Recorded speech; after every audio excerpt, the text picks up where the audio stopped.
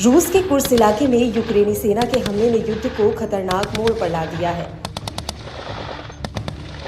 यूक्रेनी सेना के आक्रामक तेवर देख पूरी दुनिया दंग रह गई है, तो वहीं इस हमले से पुतिन समेत रूसी सेना के मंसूबों को बड़ा झटका लगा है। दरअसल 2.5 साल से ज्यादा समय से जारी जंग में यूक्रेन ने पहली बार रूसी बॉर्डर के पार उसके इलाके पर हमला किया। यूक्रेन के ताबड़तोड़ हमले से रूस पर दबाव पड़ने की आशंका जताई जाने लगी है। ये इलाका लंबे समय से जारी जंग में काफी हद तक अछूता रहा है।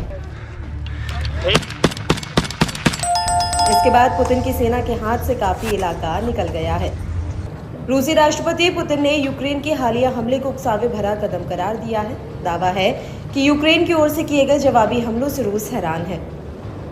यूक्रेन ने बीते कुछ दिनों में रूस की उतनी जमीन को अपने कब्जे में ले लिया है जितना पुतिन की सेना ने बीते कई महीनों में यूक्रेन में कब्जाया था।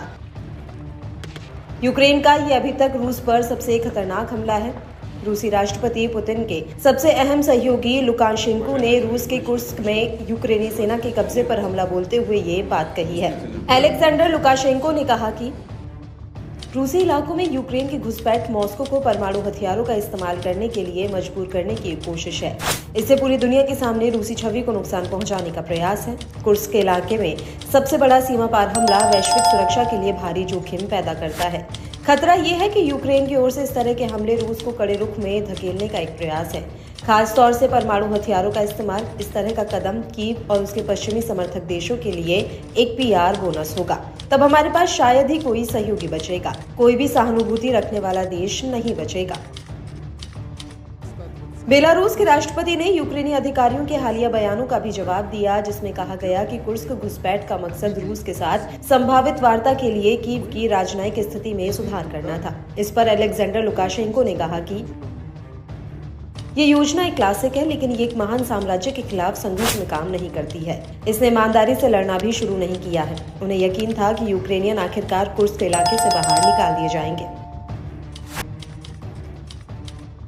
अलेक्जेंडर लुकाशेंको ने नाटो को सीधी धमकी देते हुए कहा कि यूक्रेन कुर्स्क में आगे बढ़ा है। अगर पश्चिमी गठबंधन ने यूक्रेन का समर्थन करने के लिए सेना भेजी तो बड़ा युद्ध छिड़ जाएगा। उन्होंने कहा कि यूक्रेन तो रूस को नहीं हरा पाएगा, ऐसे में पश्चिम और नाटो उसके साथ आ सकते हैं। अगर नाटो सेना को यूक्रेन भेजता है तो फिर इससे तीसरा विश्व युद्ध शुरू हो जाएगा। बेलारूसी नेता ने बताया कि उन्होंने यूक्रेन सीमा पर 1/3 सेना दक्षिणी सीमा पर तैनात कर दी है। रूस की प्रतिक्रिया तत्काल और भयानक होगी। नाटो देश भी इसे समझते हैं और हम भी इसे समझते हैं, इसलिए हमें बातचीत की मेज पर बैठने की जरूरत है। गौरतलब है कि रूसी राष्ट्रपति पुतिन कई मौकों पर कह चुके हैं कि यूक्रेन में परमाणु हथियारों के इस्तेमाल की जरूरत नहीं है। मॉस्को ने चेतावनी दी है कि रूस अपने परमाणु पॉलिसी को बदल सकता है, मगर कोई भी बदलाव नाटो के बढ़ते कदमों के जवाब में होगा।